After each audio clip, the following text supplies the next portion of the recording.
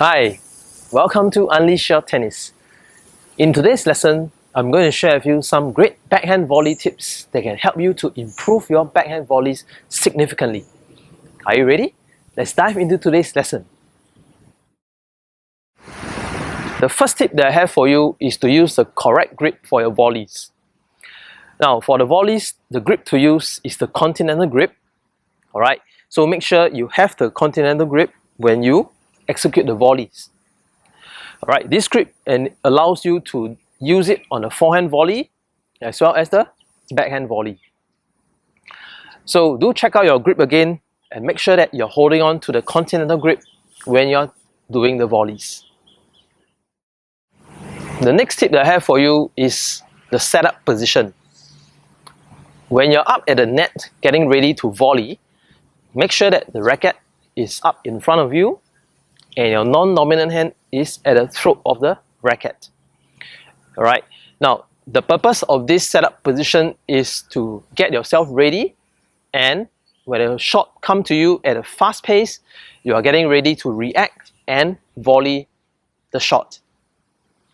Many times I've seen tennis players letting the racket drop, and when you do this, you need time to lift up the racket and then you need time to react to the shot.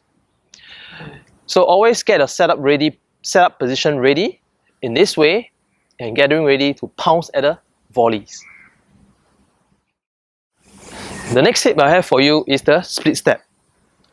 Now the split step is a small little hop that you do so that it allows you to change direction easily and you're able to turn to the direction of where the ball coming faster. Now for the volleys, how you execute the split step is when you see the opponent is about to strike the ball, you perform the split step. Alright, by the time you land, the shot has already coming to you and you are able to turn your body towards the direction of where the ball is coming. Alright, so I repeat, you perform the split step just when the opponent is going to strike the ball. Alright, so you split. By the time you land, the ball is coming to your way and you quickly turn the body to the direction of the ball.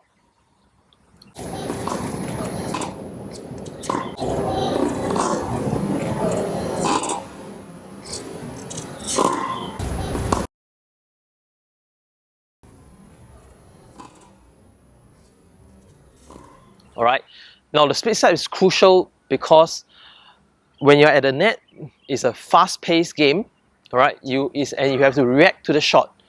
So every time when you see the opponent is about to strike, perform the split step and get ready to pounce at the volley. Now after the split step, and once you have identified the ball that's coming to you, the next thing you have to do is to always lead with your shoulder. Alright, now this is crucial because if you lead with your shoulder, you are actually preparing the racket at the same time and getting ready to volley. Okay, many times I've seen players just reacting with the hands. So when it comes to backhand volley, they will just turn this way without using much of a shoulder. It is more obvious when it comes to the forehand volley. If you don't lead with the shoulder, you see players doing this. Alright, they'll just open up and volley. So maintain this good habit of leading with the shoulder. Alright, so be it the backhand volley, you turn the shoulder towards the direction, or the forehand volley, you always turn the shoulder towards the direction of the ball.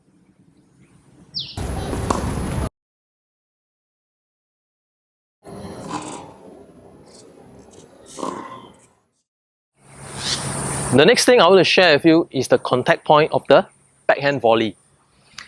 Alright, so far we have discussed the setup position, alright, performing the split step and lead with the shoulder. Okay, by now your racket is up here, getting ready to move forward and volley the shot. Now, the swing path of the racket is such that your preparation is here, the take back is here. Alright, imagine there's a downward slope this way, and once you reach the ground, the racket will flatten out.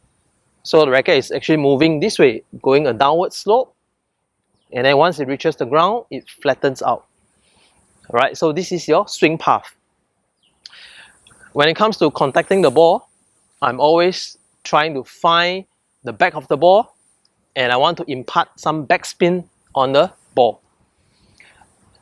Some common mistakes regarding contacting the ball is players tend to hit the ball straight on this way, or they contact the ball at the top side of it and it becomes this snapping down of the backhand volley. So avoid those mistakes. Alright, we want to impart backspin on the shot, so your racket path will be this way. The next thing I want to share with you is the footwork of the backhand volley. Alright, so after you have prepared the racket for the backhand volley, alright, it is a good practice that when you turn and getting ready to contact the ball, you always step in to execute the backhand volley. Alright, so for a left-hander like me, I'll always be stepping in with my left leg. So I turn, I step in and execute the backhand volley. For the right-handers, you'll be stepping in with your right leg. So I turn, I step in and I execute the backhand volley.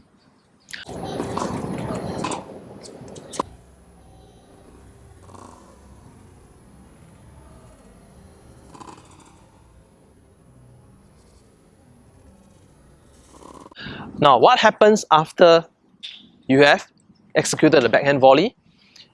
A common mistake among players is after they step in, they will step back with the same leg. So they go into this position, right? They step in and they step back. Right? This is not a good practice because if you do this, you're going out of balance and you're not having the forward momentum for the volley. So what you should do instead is, after you step in, continue with the forward momentum by bringing in the back leg up for the recovery. Alright, so it looks like this. So I step in and I follow up with the back leg. So if I'm facing the net, right, my movement will be this way. Step in, follow up, and then come back. Step in, follow up, and come back. Step in.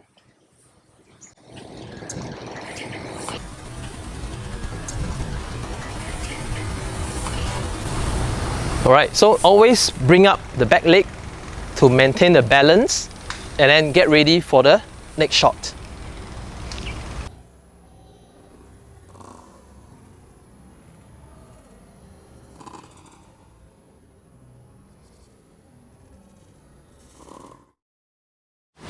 Alright, so let's recap today's lesson on the backhand volley. The first thing is, always check that you have the continental grip for your volleys. Number 2, check your setup position. Make sure your racket is up in front when you're executing a volley. Number 3, perform the split step and lead with the shoulder to the direction of the ball. Alright, the next thing about the swing path is always think like the racket is traveling down a slope, so it's going this way and flatten out towards the end. The contact point of the ball is that we want to contact the back side of the ball and impart backspin on the shot. Alright, then the next tip is always step into volley and follow up with the back leg so that you have a forward momentum and to gain a balance when you execute the volley. Alright, so make use of these tips to improve your volleys. I'm sure your backhand volleys will improve significantly. That's all from me today. I see you in the next lesson.